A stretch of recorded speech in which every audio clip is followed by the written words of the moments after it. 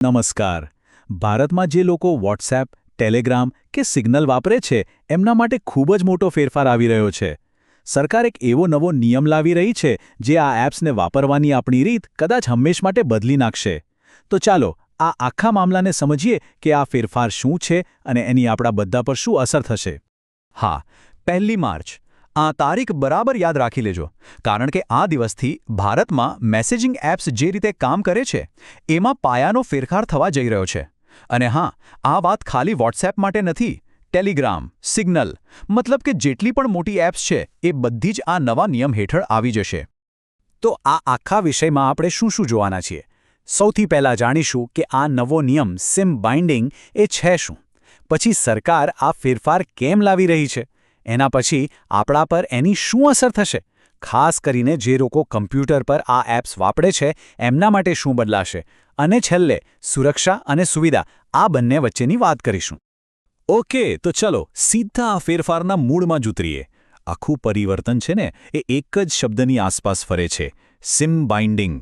આ દૂરસંચાર વિભાગ એટલે કે ડિપાર્ટમેન્ટ ઓફ ટેલિકમ્યુનિકેશન્સનો નવો નિર્દેશ છે. પણ સવાલ એ છે કે આ સિમ બાઇન્ડિંગનો મતલબ શું થાય છે? એકદમ સરળ ભાષામાં સમજીએ તો જે ફોન નંબર પર વોટ્સએપ કે ટેલિગ્રામ એકાઉન્ટ રજિસ્ટર્ડ છે એ જ નંબરનું સિમ કાર્ડ તે ફોનની અંદર હોવું હવે ફરજિયાત બનશે. મતલબ કે જો ફોનમાં એ સિમ કાર્ડ નથી તો એપ નહીં ચાલે. બસ આટલી સિમ્પલ વાત છે. અને ફરી એકવાર સ્પષ્ટ કરી દઈએ, આ નિયમ કોઈ એક એપ માટે નથી. સરકારનો આ આદેશ વોટ્સએપ, ટેલિગ્રામ, સિગ્નલ, ટૂંકમાં જેટલી પણ મોટી અને પોપ્યુલર મેસેજિંગ એપ્સ છે એ બધા પર એક સાથે લાગુ થશે. આ કોઈ નાનો સૂનો ફેરફાર નથી, એક મોટો પોલિસી ચેન્જ છે. સારું, તો હવે મગજમાં પહેલો સવાલ એ જ આવે કે ભાઈ, સરકારને અચાનક આવો મોટો ફેરફાર કરવાની જરૂર શું પડી? આટલા મોટા આદેશ પાછળનું કારણ શું છે? ચાલો સરકારનો તર્ક સમજવાની કોશિશ કરીએ. જો સરકારનો તર્ક સમજવા માટે આપણે ડિપાર્ટમેન્ટ ઓફ ટેલિકમ્યુનિકેશન્સ એટલે કે DOT એ જે કારણો આપ્યા છે એ જોવા પડશે. એમનો મુખ્ય હેતુ છે સાયબર ફ્રોડ અને ઓનલાઈન છેતરપિંડી પર લગામ કસવી. એમનું માનવું છે કે આ નિયમથી નકલી એકાઉન્ટ્સ બનાવવા મુશ્કેલ બનશે, કોઈ બીજાનું એકાઉન્ટ વાપરી નહીં શકે અને આવી જે ગેરકાયદેસર પ્રવૃત્તિઓ છે એના પર રોક લાગશે. ટૂંકમાં યુઝર્સના એકાઉન્ટને વધારે સિક્યોર બનાવવાનો પ્રયત્ન છે. ચાલો હવે વાત કરીએ સૌથી અગત્યના મુદ્દાની. આ બધી વાતો તો ઠીક છે, પણ આ નવા નિયમની આપણા રોજિંદા જીવન પર, આપણા ઉપયોગ પર શું અસર પડશે? તો જો, સૌથી મોટો ફેરફાર આ છે. અત્યાર સુધી શું થતું હતું? કોઈ ખાલી ફોન પડ્યો હોય જેમાં સિમ કાર્ડ ન હોય તો પણ વાઈફાઈ પર વોટ્સએપ ચાલી જતું હતું, બરાબર? પણ હવે એવું નહીં થાય. 1 માર્ચ પછી જેવું ફોનમાંથી રજિસ્ટર્ડ સિમ કાર્ડ બહાર નીકળ્યું એટલે એપ તરત જ ઓટોમેટિકલી લોગ આઉટ થઈ જશે. અને આ કોઈ હવામાં વાત નથી હો. આની પુષ્ટિ પણ મળવા લાગી છે.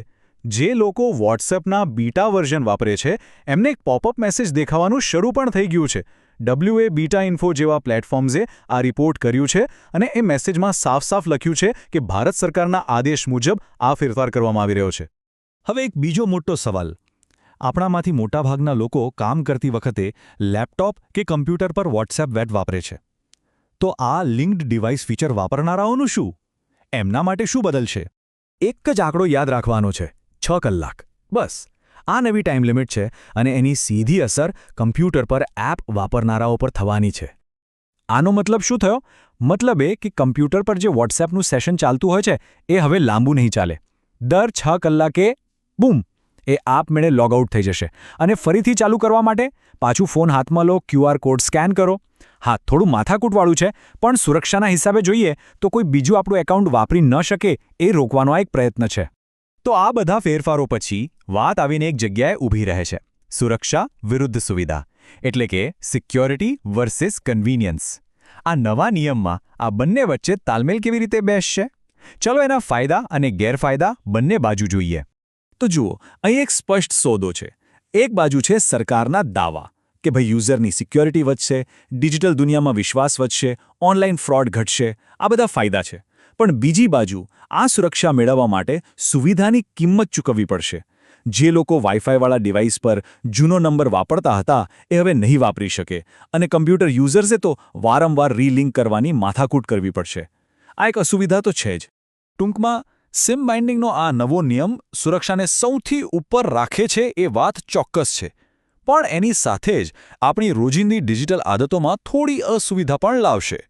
અને અંતે આ આખો મામલો આપણને એક મોટા સવાલ પાસે લાવીને ઊભો રાખી દે છે કે આજના ડિજિટલ જમાનામાં સુરક્ષા માટે આપણે કેટલી સુવિધા જતી કરવા તૈયાર છીએ.